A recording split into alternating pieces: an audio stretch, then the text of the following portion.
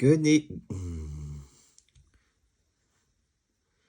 Good evening. Today we're going to be tying a big old hair jig for bass. Even though it also catches walleye and pike, it's tied primarily for bass. It's got these big, long bunny strip tail. Gives it a lot of great movement. So we're going to get started. So today we're going to be using a 1/8 ounce shaky jig head from Z-Man. I like these jig heads because they don't seem to crowd the eye as much, and they've got good stout big hooks on it, so you can put a lot of pressure on the fish. So with Vivus 140, give yourself a nice little thread base, and we're gonna be using Magnum cut rabbit. And since there's a lot of material with the hide and everything, I'm gonna give this a little drop of liquid fusion. You can use whatever glue you like. I just like liquid fusion. Fingers don't stick to it, and it dries really nice. It's got a longer dry time, about 2 hours, but it's worth it, I think. So put that in between.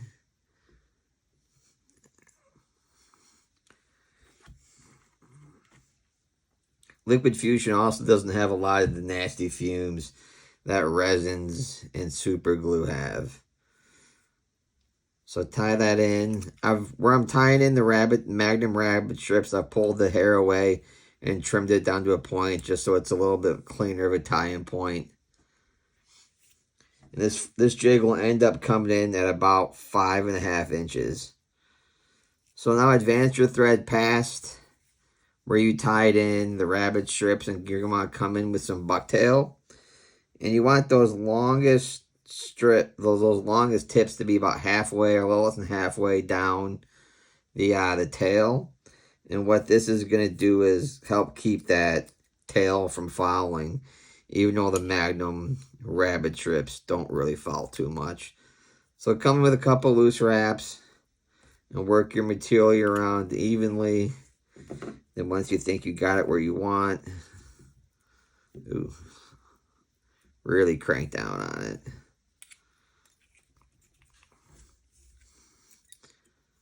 Move it all around.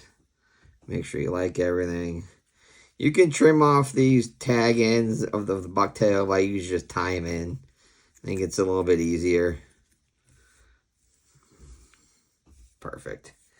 And now you're going to come in with the 6-inch Bandaboo from Purple Taco.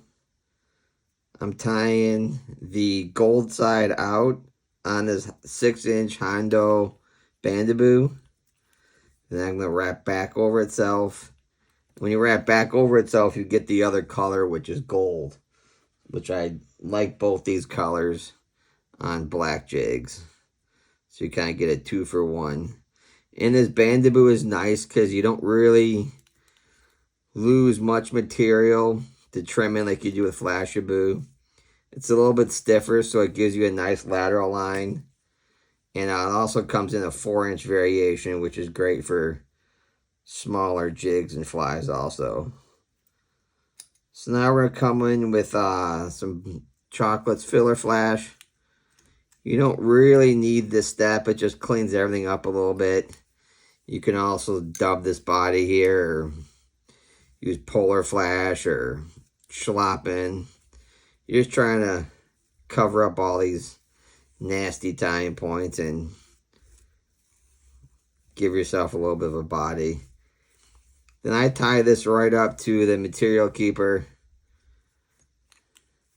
If you're like me, like I just did there, and didn't pay attention to trapping the fibers, you're going to have to give it a little bit of a brush. You might as well take advantage of all these fibers if you're going to be using the material. And now to build the rest of the jig. The rest of the jig we're going to be using Polybear. It's a great synthetic material for wings and larger heads. And this is going to be the belly. So this is going to be the shortest part. You want it about right there. and I use the jig head as reference. So I'm going to be doing it a little bit longer than you think, and you reverse tie it. This helps build up some profile, and it also helps protect your thread wraps.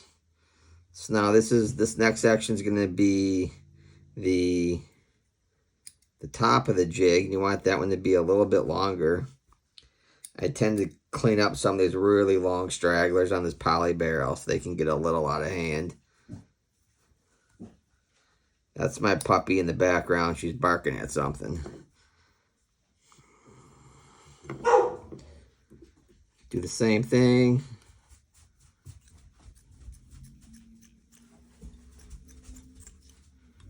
And flip it back over. Now bring everything over. Bring everything back. And bring your thread. And just wrap right in front of that tying point. You don't want to wrap back over it, or else you're going to compress everything. You're going to lose some body. Just make sure everything's looking good.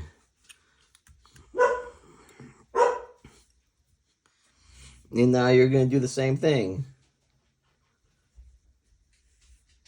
Come in with some poly bear, again, slightly shorter to build it. Grace.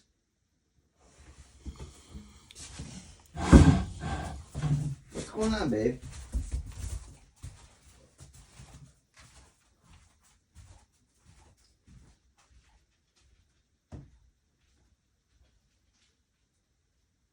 What's going on?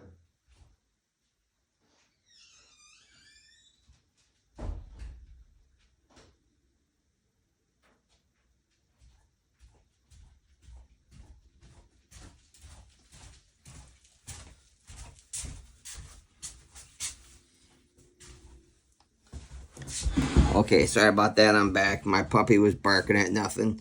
But anyways, we're gonna continue on with poly bear. This is the top. This is gonna be the top again. The top of your jig with these wings. You want them to be longer than the bottom. So make it a little bit shorter to bring in that taper. So you get a nice baitfish taper when you're done. Again, cut at the end of the jig head so you get enough material to tie in and build up a little bit of bulk. So come back in, you can do the same thing. This is going to be the bottom of the jig, so make that a little bit shorter again. The more you build in your taper now, the less trimming you have to do at the end. And it looks a little bit more natural that way. So tie it in, a couple soft wraps and crank.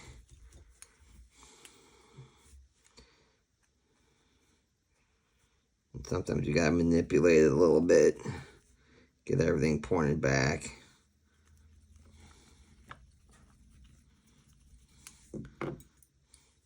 And now we're coming in with another piece of the bandaboo.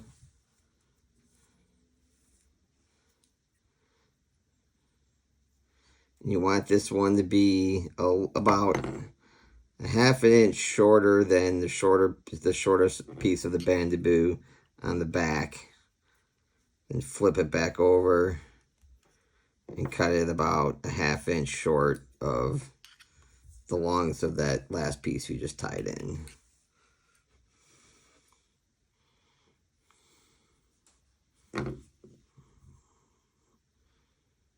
Just making sure I put in the other piece in the right way. This gives you a nice lateral line, gives you a little bit of flash, and this bandaboo really holds up well too, which I like.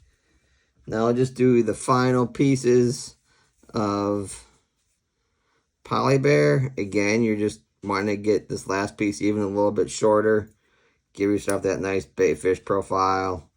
You could also use dubbing for this final step if you wanted to. You know, you can change up the color. You can do all sorts of things. Sky's the limit.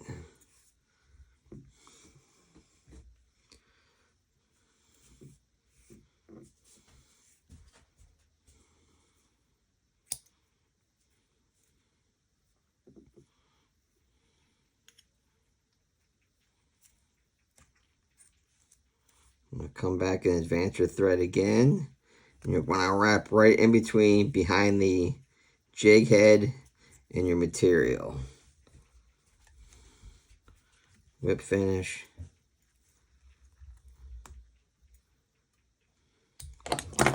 Come in with whatever glue you like to use to secure your thread wraps. This is S.O.L, but there are lots of options.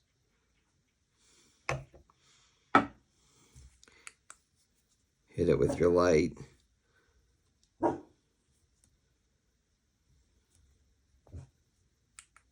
now we're going to give it a good brush just to make sure there's no loose fibers and get everything flowing back really nicely. Sometimes you get knots in this poly bear, so you just want to brush those out.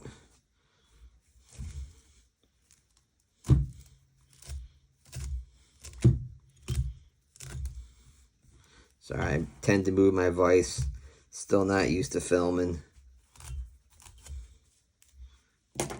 And now this jig can be done. If I was fishing this for myself, I would call this done. But we're going to add some eyes. To secure the eyes, we're going to use gel super glue. If I was doing a bunch of these, I would use the liquid fusion and wait in between doing each side. But for the sake of this, I'll use gel super glue.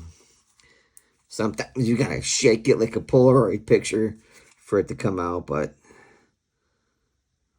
put on a little bit of a dab.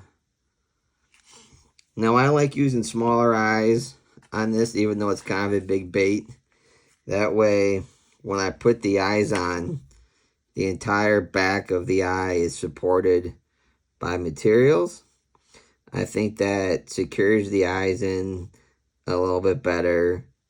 And the smaller eyes are less likely for the fish to grab and to rip it out. So put some eyes on it. Flip over to the other side.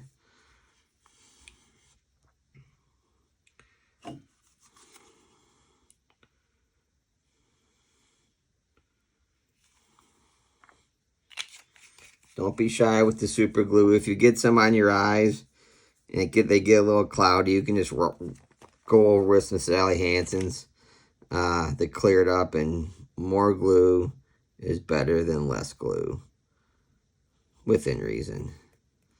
So let's get those eyes in, get them secured.